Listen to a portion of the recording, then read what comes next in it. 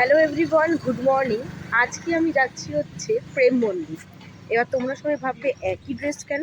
প্রেম মন্দিরে যাবো বলে আর ভান্ডাইবনে যাবো বলে আমি ঠিক করেছিলাম এই গোপী ড্রেসটা পরবো।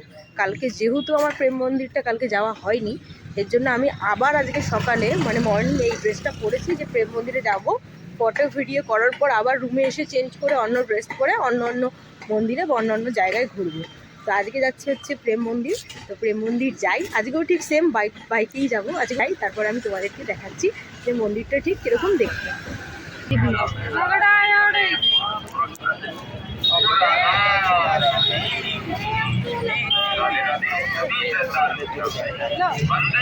রাধে রাধে লাগাও।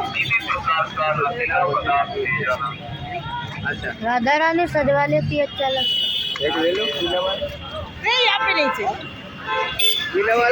এখন আমি চলে এলাম হচ্ছে প্রেম মন্দির, আর আমাকে পরিয়ে দিয়েছে হচ্ছে তিলক। বললো ড্রেসের সাথে একদম ম্যাচিং করে। জানি না কেমন লাগবে, ফার্স্ট টাইম পরেছি। কেদারনাথে একবার পরেছি, বাট সেটা খুব ছোট, এটা অনেকটা বড়। কেমন লাগছে জানি না। এটা হচ্ছে প্রেম মন্দির, যেটা বৃন্দাবনের একটি খুব বিখ্যাত এবং একটি ফেমাস মন্দির। এই দেখো কত সুন্দর, এটা হচ্ছে গেট আর এটা হচ্ছে মন্দির। আর এখানে এখন বৃন্দাবনে হচ্ছে বৃষ্টি। আজ বাইক তো আমাদের ভাড়া করা, জানি না যে কিভাবে ঘুরবো, না হোটেলেই থাকতে হবে বুঝতে পারছি না। ওয়েদার ভীষণ খারাপ, দেখো বৃষ্টি পড়ছে। তাও ফোন বের করেছি আর কি। এই দেখো চারিদিকে, এখানে আছে কালীয়নাগের এই দৃশ্যটা বৃন্দাবনে ছিল। এই দেখো, এটা হচ্ছে পুরো প্রেম মন্দির। এখন তো আমি বললাম প্রেম মন্দিরে আছি, আর আমার ঠিক পিছনে রয়েছে যেখানে কৃষ্ণ এই কেনি আঙুল দিয়ে একটা গিরি গোবর্ধন, যেখানে কৃষ্ণ কেনি আঙুল দিয়ে পাহাড়টা ধরে রেখেছিল। এই দেখো তোমাদেরকে দেখাচ্ছি, এই দেখো সেই দৃশ্য। আর বৃন্দাবনে পড়ছে হচ্ছে প্রচণ্ড বৃষ্টি, আর উল্টো দিকেই রয়েছে এই দেখো প্রেম মন্দির। তার পাশে দেখো কত সুন্দর, ভীষণ সুন্দর।